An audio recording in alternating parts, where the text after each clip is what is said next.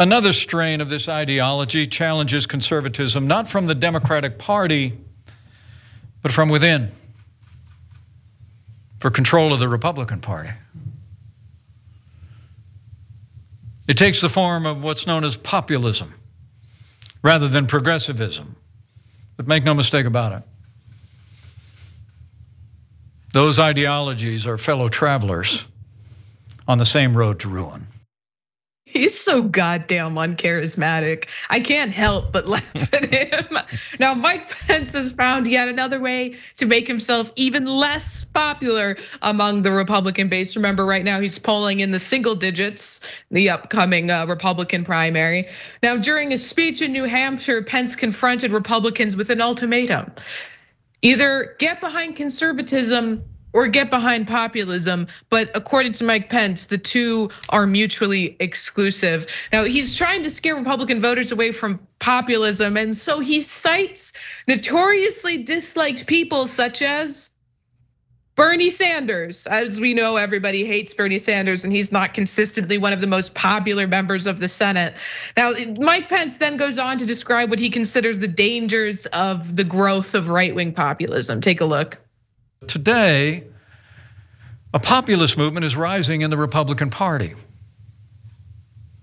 The growing faction would substitute our faith in limited government and traditional values with an agenda stitched together by little else than personal grievances and performative outrage.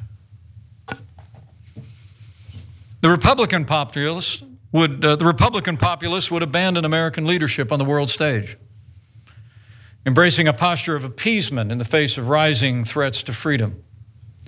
Republican populists would blatantly erode our constitutional norms.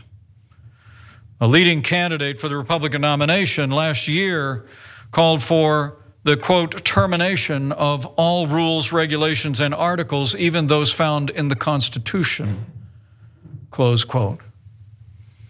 While his imitators in this primary have demonstrated a willingness to brandish government power to impose their will on opponents. If you fell asleep while you were listening to that, you were not alone. I promise there was more than a few snores coming from that audience. Now, Mike Pence is bashing populist conservatives for saying they'd leave abortion policies to the states and for not being sufficiently hawkish on foreign policy, you know, deeply popular positions. And then along with some more loud breathing, as you heard, he says Republicans have to decide between real conservatism and populism.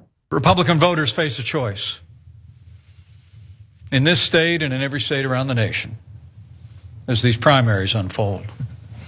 And I believe that choice will determine the fate of our party and the course of our nation for years to come. So today I ask my fellow Republicans this: in the days to come, will we be the party of conservatism, or will we follow the siren song of populism unmoored to conservative principles? The future of this movement and this party belongs to one or the other, not both. He gets to the point of the speech where he's trying to really drive it home, and then someone's phone rings in the audience. It's so hysterical. And if you thought, it seems like Mike Pence is trying to channel Ronald Reagan, but I mean, potentially a version of Ronald Reagan immediately after he was shot, because God, what a train wreck this is. You would be right, because the title of his address is Populism versus Conservatism, Republicans' Time for Choosing. It's a callback to Ronald Reagan's pivotal 1964 speech in support of Barry Goldwater's presidential bid. And let's just quickly, because he did call Donald Trump out by his name. Let's quickly talk about this. When Donald Trump ran for president in 2016, he promised to govern as a conservative. And together we did. But it's important for Republicans to know that he and his imitators in this Republican primary make no such promise today. It seems like they forget that we succeeded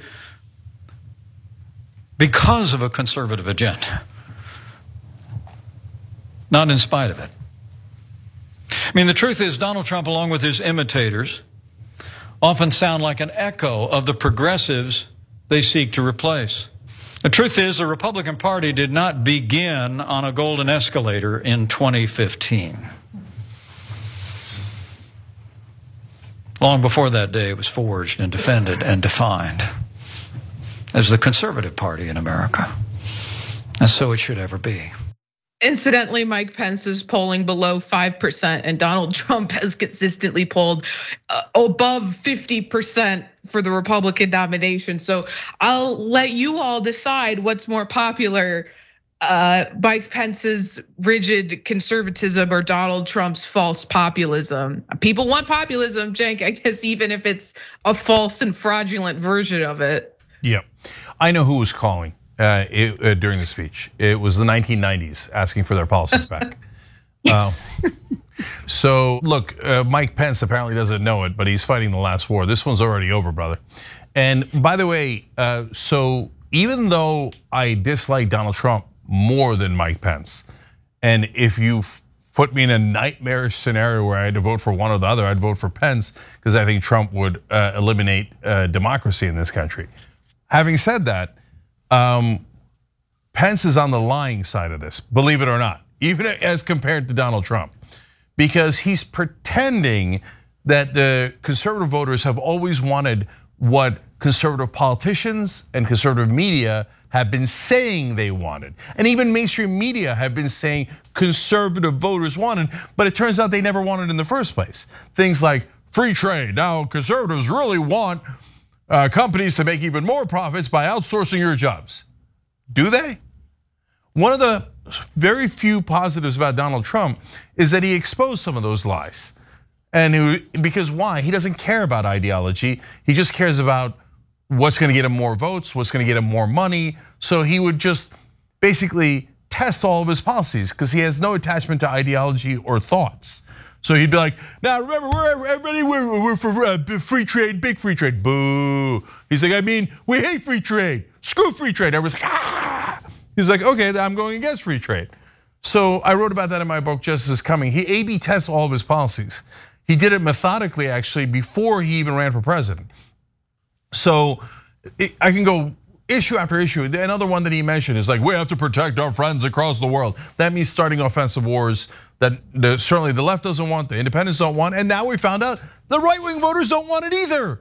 Meanwhile, all of American media was lying to us the whole time saying, oh, Republican voters love war and they can't wait to go and invade Iraq and die over there so that ExxonMobil can make more money. Well, it turns out, no, you're not right. That was never the actual conservative position, okay? The conservative positions are what, a lot of times, what the populists in the Republican Party are saying now. The problem with the populists in the Republican Party isn't that they are more honest. It isn't that they're closer to progressives.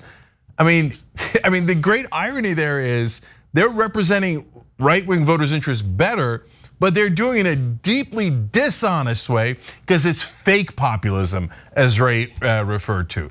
So I wish they were near progressive positions. They're nowhere near progressive positions. And then he's like, oh, can you believe they're like the progressives like Bernie Sanders?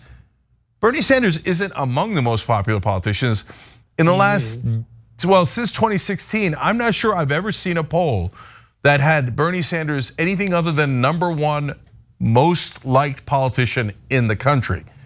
Now, if you listen to mainstream media and you listen to greasy politicians like Mike Pence, they'll make you think that he's a radical extremist and unliked. It's not remotely true. Go look at the actual polls. The people love Bernie Sanders, but he's an honest, real populist. That's the thing that both every kind of right winger and everybody in mainstream media, that's the thing they're most afraid of because that's what the American people actually want. Speaking of which, let's go to his former co-chair, Nina Turner. Thanks for that, Cenk. I mean, I was thinking this exact same thing. He is the most popular politician in America, and he has been consistent for the last, over 40 years. And even when Republicans don't agree with him policy-wise, they will say to you that he is genuine and that he is authentic. And by the way, today is his birthday, so we should say happy birthday to Senator Bernard Sanders. I was thinking as Pence, trying my best to stay awake, Ray, too. It's like watching paint dry, seriously.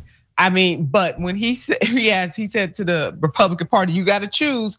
I want to say, Alex, we choose populism for 70 million. Okay, the siren call of populism has been chosen for 70 million. I bring that up because, even in the last election, even though former President Donald J. Trump did not prevail, he still received over 70 million votes during that election, and he won in 2016. So it is very clear where Republicans are on faux populism. Cenk, as you brought up, it is a fake populism. God only knows what would happen if it was real populism. And another point to that last point, which is I went to East Palestine where they voted over 80% for President Donald J. Trump in my home state of Ohio when Norfolk's train derailed, putting poison in their water, their air, the food, the wildlife, everything. That's what happened there. And you know what those folks were asking for? More government intervention, not less. They wanted Norfolk to pay for what they did, not less. So Mike Pence is definitely out of touch. And yes, President Donald J. Trump did show up there talking all kinds of smack per usual, not letting the people know that some of the rules that he softened helped to cause this. But the one thing about his faux populism, he showed up. And President Joseph R. Biden has yet to show up in East Palestine, Ohio, where people are still suffering. He's yet to show up on the campaign trail anywhere. He's yet to say one single thing that would be his policy. Look, guys, you can tell we're not a show that just goes, okay, we're supporting this side or that side, and we're telling you the reality of all these things. So, I mean, tip of the Lego hair to Mike Pence for standing up for democracy against Donald Trump. But at the same time, why is he making up what conservatives really want? Because that's what his corporate donors actually want. Everything he listed as the so-called conservative positions were actually positions that corporate America funds politicians like Mike Pence to say. So that's why populism is more popular than fake conservatism, because it's actually popular and it's based on the American people as opposed to corporate interests that unfortunately dominate both parties. Thanks for watching the Young Turks, really appreciate it. Another way to show support is through YouTube memberships. You'll get to interact with us more. There's live chat emojis, badges. You've got emojis of me, Anna, John, JR. So those are super fun. But you also get playback of our exclusive member-only shows and specials right after they air. So all of that, all you gotta do is click that join button right underneath the video. Thank you.